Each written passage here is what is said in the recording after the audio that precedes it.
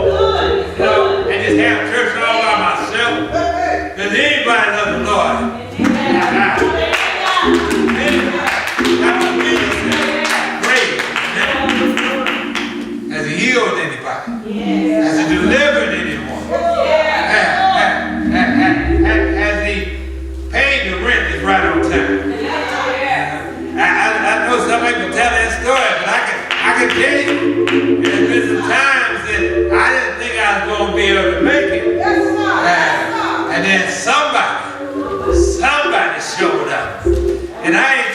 about no $10 and $15. Somebody showed.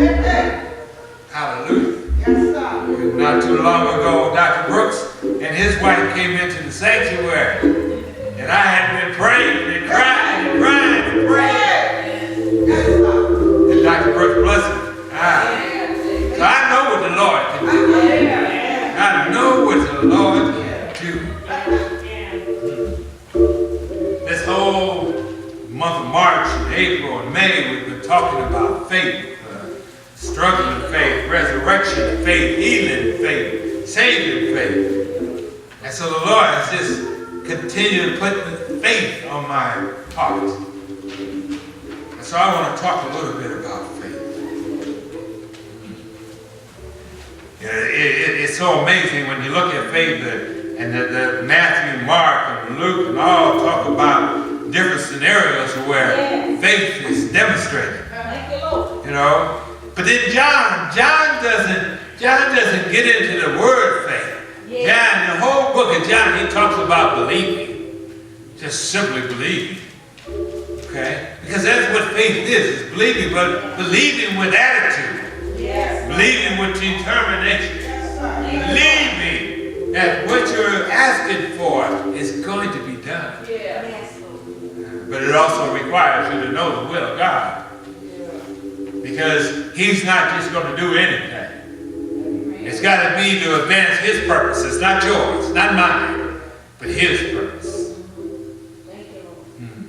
So turn with me, if you will. I hope you have your Bibles. We're going to look at some scripture in Mark chapter 9. We're going to go to Mark chapter 9, and we're going to look up the 14th verse. Mark chapter 9.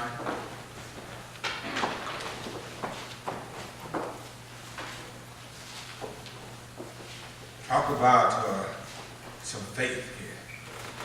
Some faith. I still hear some pages turning. Mark chapter 9, starting at the 14th verse. I see some technology being used. Amen. Amen. It's all right with me. Whether it's on the phone, or iPad, or in your book, it's still going to read the same. Amen. Amen. And God has no limits. He can reach you through those devices just as he can through the black and white letters on the page. You ready? The word reads as such. I'm reading from the New American Standard Version, so it might sound a little bit different. But beginning at the 14th verse, it says, when they came back to the disciples, they saw a large crowd around them, and some scribes arguing with them. Immediately, when the entire crowd saw him, they were amazed and began running up to greet him. And he asked them, what are you discussing with them? And one of the crowd answered him, Teacher, I brought you my son, possessed with a spirit which makes him mute. And whenever he seizes him, it slams him to the ground, and he foams at the mouth, and grinds his teeth and stiffens out.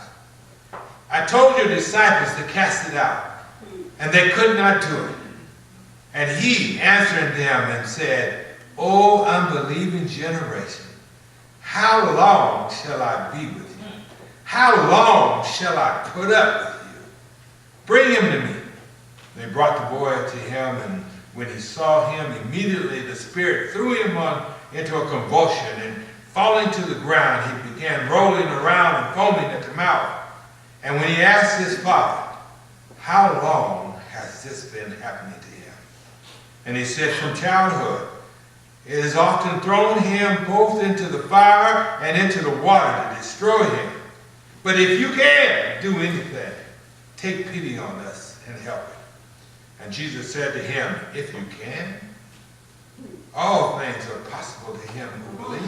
Yes. Immediately the boy's father cried out and said, I do believe. Help my unbelief. When Jesus saw that a crowd was rapidly gathering, he rebuked the unclean spirit, saying to it, You deaf and mute spirit, I command you, come out of him and do not enter him again. After crying out and throwing him into a terrible convulsion, it came out. And the boy became so much like a corpse that most of them said he is dead. But Jesus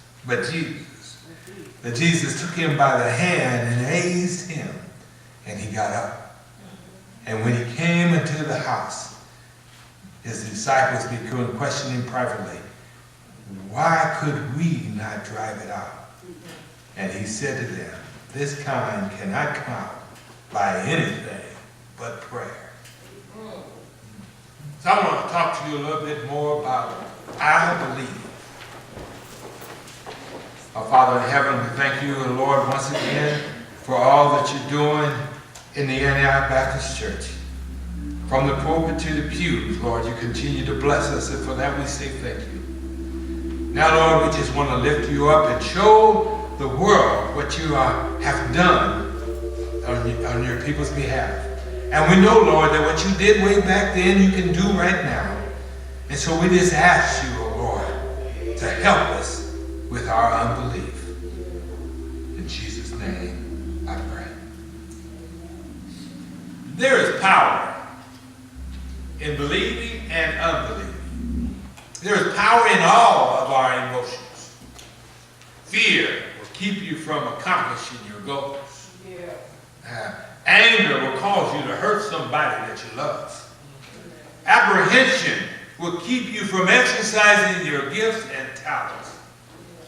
Even when those who have realized their dreams come back and tell you that there's no room for these things, we continue to subscribe to the tenets. Belief is one of those emotions.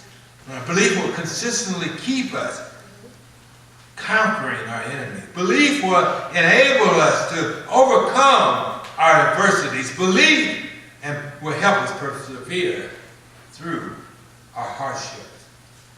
But you need to know what you believe. You can't just believe anything. You need to put your belief in the right perspective. And I've been doing that these past few weeks. And just the other day, I had to ask myself, Self? Self said what? I said, Self, what do you believe? Self said, what do I believe? I believe the sun is shining. And I said, Self, there are clouds. I can't see the sun. He said, but it's still there. I said, do you believe that we're free? Self said, well, kind of, sort of. I said, do you believe that I've lived my life to the best of my abilities? Self said, I don't know about that one. I think you could have done some things different in your life. I said, Self, I read the Bible, and it tells me that I can do anything I want. Is that true? Self said, well, no. You can't just do anything you want. You have been chosen and called, and now you serve a different master. So you can't do just anything you want. I said, Self, my biggest question, this is the biggest thing that's been on my heart. Am I saved? Self said, well, let me ask you this. Do you love the Lord? I said, you know I love the Lord. He said, do you really love the Lord? I said, Self, come on now. You know how much I love the Lord. Self said, do you really, really love the Lord? I said, yes, I do. They said, then you need to stop doing some of the stuff that you do. So I had to examine myself and reevaluate the things that I say, the things that I do, what I believe and what I don't believe. And then I had to go to the Bible, which gives me that instruction, those directions, and find out more. And I discovered that throughout the Bible, there is emphasis placed on believing. Believing in the Lord, trusting in Him, and leaning not on your own understanding, but letting Him guide you and lead you and direct your path. Right? But yet, we continue to have doubts. We continue to second guess. Not only ourselves, but what the Lord has demonstrated. You know, we wonder, can we do that? But I continue to search my soul.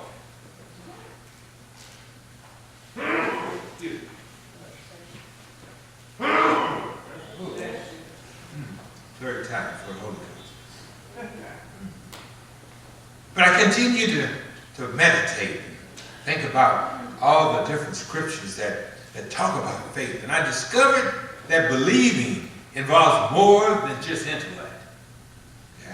Simply having the knowledge of knowing how is not enough. Y'all been on the job. Y'all know that you go through training and they give you all the book material and the book sense and how it's supposed to be done. But then when you get out on the floor, it's a whole different thing. And I'm sure, man, before you got into your position, people was telling you, you need to think about this, you need to do this, and if you do that, this will happen. But when you became mayor, it was a whole different story. Whole different story. So simply knowing, the know-how is just not enough. R. Kelly says, I believe I can fly. But I'm here to tell you that's not enough. There's some equipment that you just have to possess. Okay? Somebody's got to have a plane. Somebody's got to have an air balloon. Somebody's got to give you some help to get you off the ground. You know, we tell our kids that even you can be president. And yes, you can believe that. That's good stuff. But there's some stuff that you need to learn before you put your name on the ballot.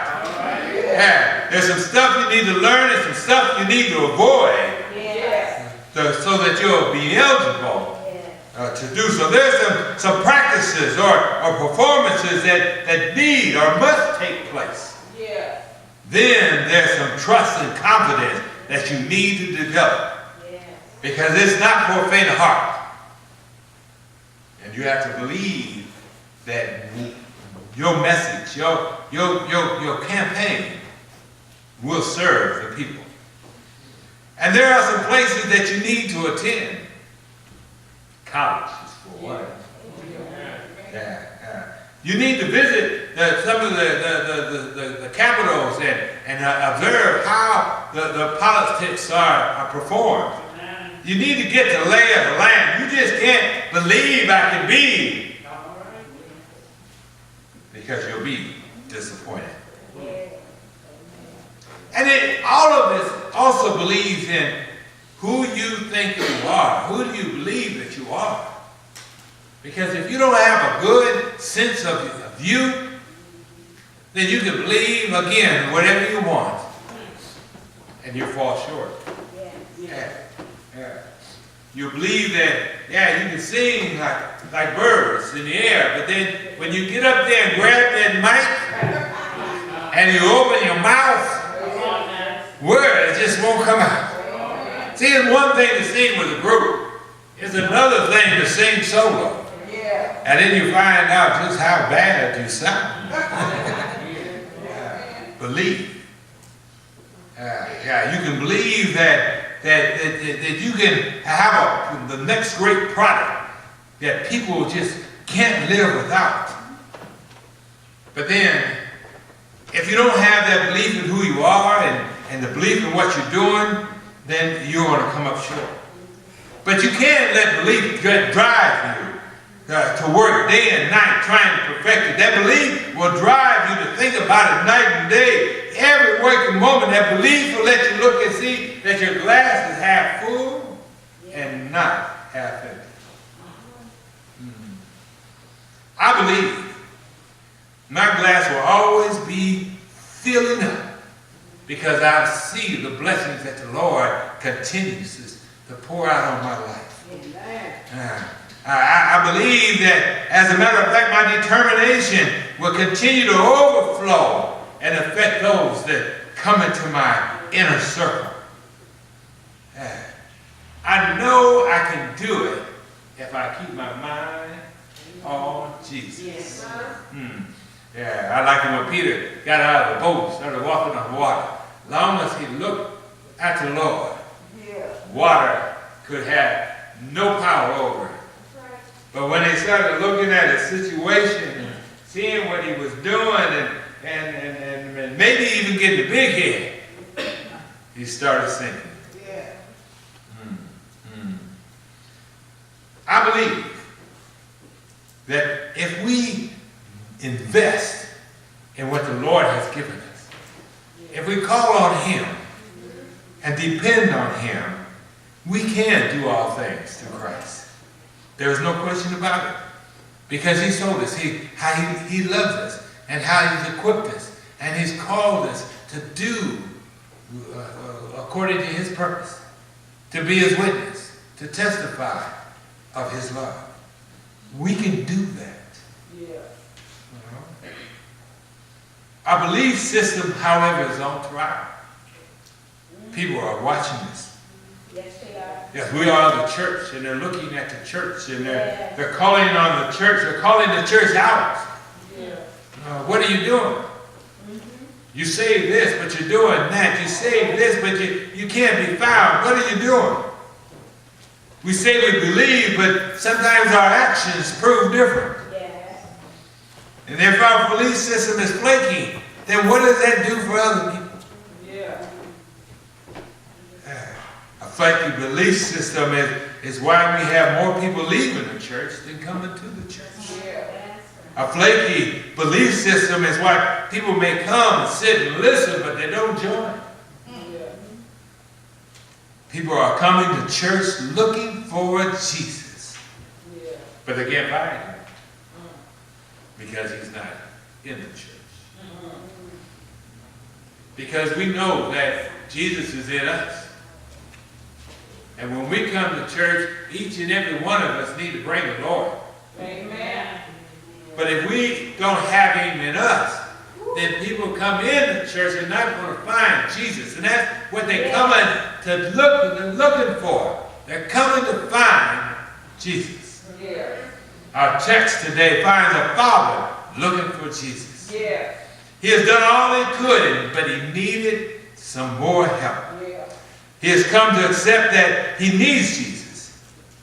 And for some, this, may not be a big deal. But my brothers and sisters, when man asks for help, it's serious. Yeah, because, we don't ask for help, but we know it all. Yeah. You bring something here for us to put together, we don't need no instructions. We know how this goes. Okay? But this man asks for help. And for me, for a father, that tells me he's involved. Hallelujah. Somebody ought to say something for a father to be involved with his kids. It says that he's available. And he is accountable. This father is not one to swear up and down that he can handle it. He is handling it. It doesn't say, but the man has probably tried a lot of remedies, gone to a lot of doctors, had listened to a whole bunch of suggestions, but they have all failed.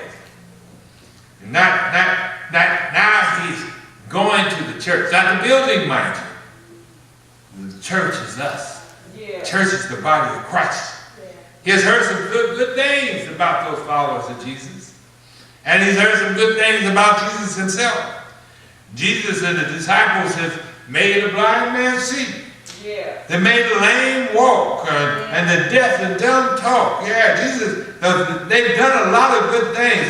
They healed the man by the pool of Bethesda. The woman with the issue of blood. All of these things are going around, and this man is hearing it. He said, let me go to Jesus. Let me find this Jesus.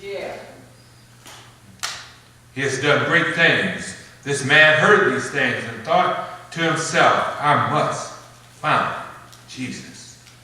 He has tried everything except this man called Jesus. So he sets out to look for him. He went here. He went there. Where is this Jesus? Have you seen Jesus? He's asking the people. I'm sure he went to the house of Joseph looking for Jesus. Then to the synagogue looking for Jesus. All over town he's looking for Jesus. It is a fact that people come to church looking for Jesus, but the doors are locked. They come on Sunday but leave without seeing Jesus. They're in need of a healing. They need a solution. They need some directions and guidance. They need answers to their many questions. Just like this father, he's looking for something, but he keeps coming up empty.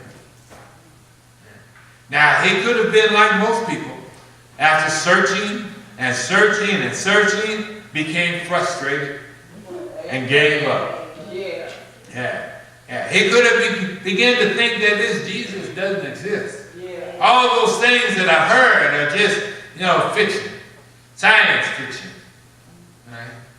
He could have begun to think that Jesus wasn't real and went back home. And continued to do what he'd been doing all these years. That's what most people do. They come to church hoping their problems will be solved. They come looking for some words of encouragement. They're looking for someone who can get a prayer through. They have heard that prayers of the righteous avail much. They have heard that the church is the place to go. It is there that they expect to find real love. It is there that they will find Jesus. What they don't know is all of these people in the church are sick. Sin set people. We have all fallen short of the glory. We are all looking for Jesus. This man, this father, so concerned about his son, longing for his help to be healed, is looking for Jesus. Someone tells him that Jesus is in the neighborhood. Like the woman with the issue of blood, like the centurion that heard Jesus was in the neighborhood and sent his people to get him and bring him to his house. Do you remember the first time you came to church? I do. I wasn't sure if I was worthy. I wasn't sure if I would fit in. Because all of these holier than thou people were much better than me. And when I came in, I felt kind of funny. I felt I was out of place. To a certain extent, I felt I was invisible. And then as I listened, I wondered what it was all about. Wondering who is this Jesus that they keep talking about. The first few times it happened, this stuff they were saying made no sense. And the way people acted, they didn't link up together. There was no connection. I sat in the wrong seat and somebody told me to move.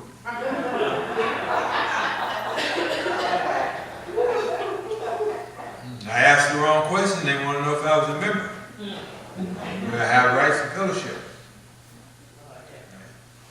But I was looking for Jesus. And there were some walls, there were some barriers. And there were some stumbling blocks that almost made me turn around and leave.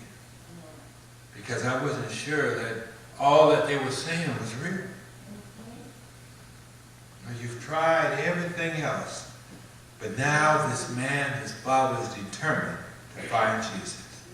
Look at our text. This man is up, he's dressed, and he has his son with him. And they're out in the streets looking for Jesus, but they can't find him. But they are close. They're close. Closer than they've ever been before. But what they find are some of his disciples. And so the father thinks that maybe, just maybe, they will have the power. I mean, after all, they're his followers. They are his disciples. They've been with him. They learned from him. That he showed them how to do it. He's given them the authority and the know-how to do it. He tells them what he's been through and what he needs, and they believe that they can handle it. They believe that they got this. I can do this. They had watched Jesus do it. He had gave them the power necessary to cast out demons. And the Father believes they can do it, and his trip is not in vain. And they get together and they lay hands on the man, but it doesn't work. Yeah. It doesn't work. They are doing what they learned, but it's not working. The man is watching them do it again and again and again and again, but nothing is happening. Their efforts to cast out this demon is just not working. Yeah. Even with all the power and authority they have, this particular demon proved to be much more than they could handle. Can you imagine how this father felt? I've been all over the place, and I've got to this point, and I'm with the disciples, and I know that they're followers of him because they told me. But what they're doing just isn't cutting it. And then the father feels like he's failed again. Yeah. He's let his son down, who he loves so much and he cares for, willing to do anything. But he's failed. Just like those folks who come to church. They expect to be like Jesus, and we let them down. We don't make them feel welcome. We don't make them feel loved.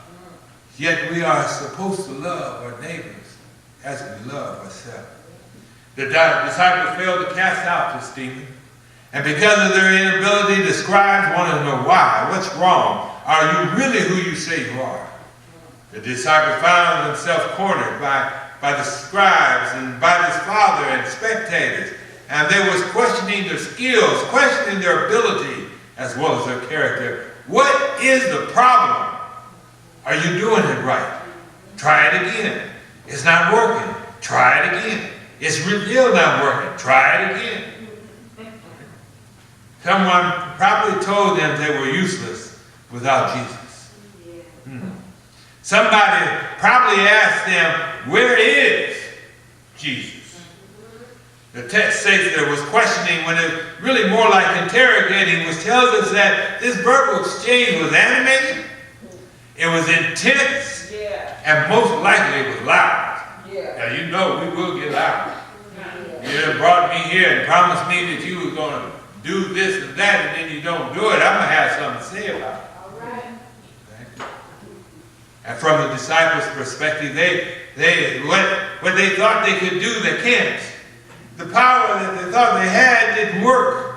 They're asking them questions that they can't answer. It doesn't tell me what the disciples' response were, but I can surmise that what was running through their minds, where is Jesus? Where is the rabbi? Where is the master? Where is he? And just like that, Jesus comes down the street. Him, Peter, James, and John. And like the psalm says, he's right on time. He's right on time. Jesus will always be right on time. He may not come when you want him, but he'll be there right on time. He was a sight for sore eyes indeed.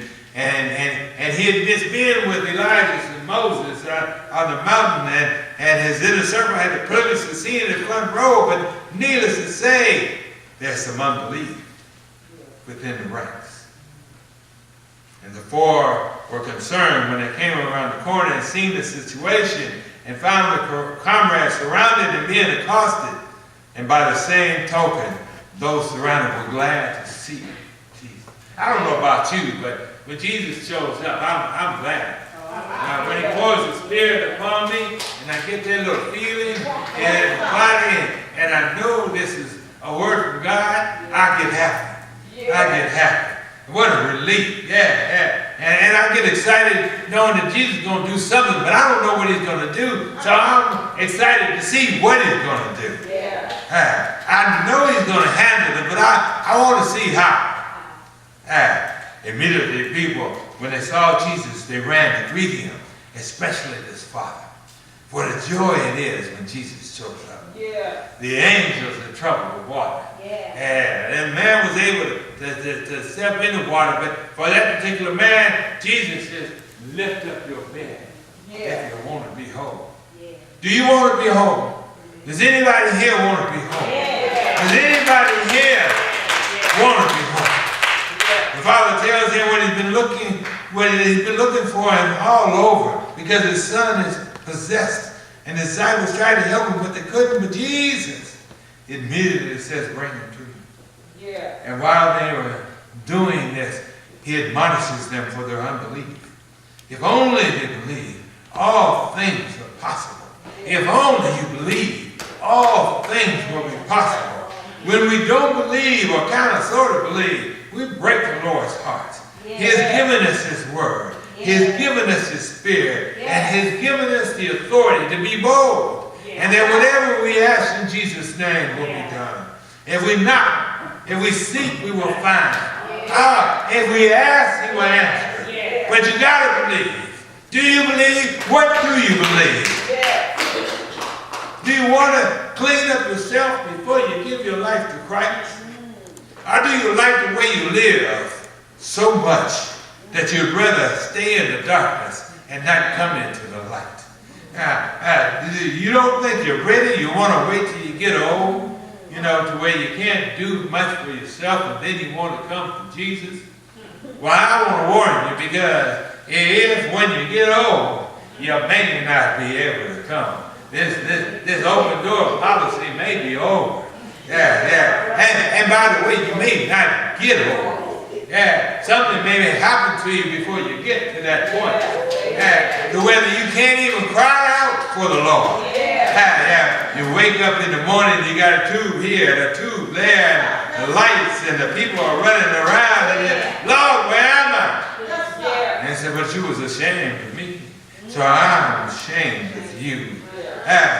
Don't love darkness so much that you're scared of the light. Don't like the applause of mankind more than the applause of Jesus. If Jesus asked you today, how long will your unbelief keep you from eternal life? How long will you deny this opportunity? How long will you wait? How long shall he put up with you? How long will you avoid him? The Bible tells us that he felt this way a few times back then, but I'm here to tell you that he feels that way today. How long is his question?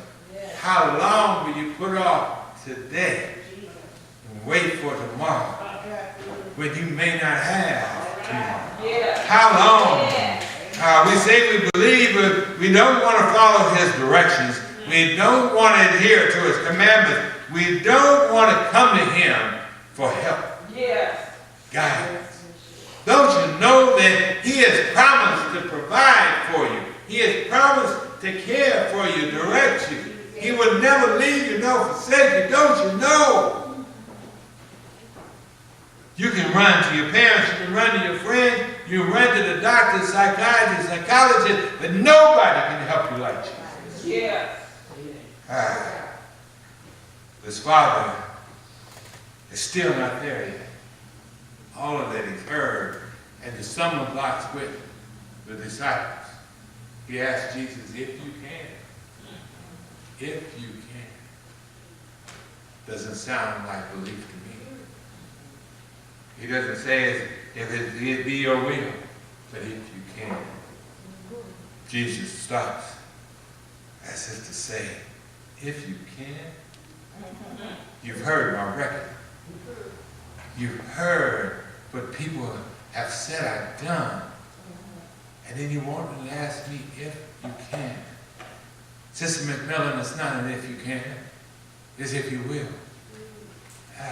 Sister Bailey, it's not an if you can. It's if you will. He is able. He is able. He is able, I tell you. Because he has all power. He has all power. There's nothing too hard for him. Whatever that's ailing you, you can trust in him because he's able. I gave some thought about what I believe, and I found that most of the things I thought I believed, I really kind of sort of believe. you do realize that that unbelief grieves the Lord. Belief or faith is an action word. Yeah. That if I believe I can do something, there is no hesitation, no second thought, and no doubt. And if I believe the Lord loves me, and He gave His only begotten Son to save me, I'm going to be better. If you believe, if I believe I can do all things, I will study His Word and incorporate it in my life. If I believe that I am His workmanship, I'll live a life like I am blessed. When the lights hit you and they realize that it takes more than reading Scripture, more than empty prayers. When you look at the text and you find that unbelief prevented the disciples from casting out demons, it prevents us from coming to the Lord. Yes. I believe that when people visit, they will find Jesus. I believe that when people come looking for a prayer, that we will give them a prayer. I believe that when we continue to ask Jesus to help, then there will be no doubts. When we continue to ask the Lord to reveal our faults and change them, He'll change them one at a time. We will stand on His declaration. We'll stand on our profession of faith. We will stand on the truth. Yeah. And the Lord will be pleased. So I just want to tell you this morning to just trust in the Lord and act on His promises. To believe in yourselves, and He will present you as faultless, as a representative of the kingdom. I just want you to know today that the Lord is watching, and we are His representatives. Yeah, not that we are perfect and not that we have arrived. We are a work of progress, but if we continue to be transformed and not conform, then we will please the Lord. I believe that I can present my body as a living sacrifice, and that will be acceptable to God. There are times when I fall, but I will continue to believe. Therefore, when I pick myself up, examine my errors, ask for forgiveness, I will continue to move forward. I believe, I tell you, I believe in the Lord. I believe that God has a greater purpose for my life. I believe that He has a purpose for each and every one of us. I believe that He died not in vain, but He died to save us. I believe that He shed His blood for the forgiveness of our sins. I believe that He let them bury Him so that they would know that His death was for the people. I believe that on the third day He was raised from the dead. Because that tells me that He is able, that He has all power, and there's nothing too strong for Him, that He can do all things. Whatever thing you got going on with you, give it to the Lord. If you got a problem, give it to your Lord. If you need more strength, give it to the Lord. Give the Lord. Trust in Him. Lean not in your own understanding. Follow Him and He will direct your path. I believe. I believe. Glory to His name. I believe. Hallelujah. The doors of the church are open.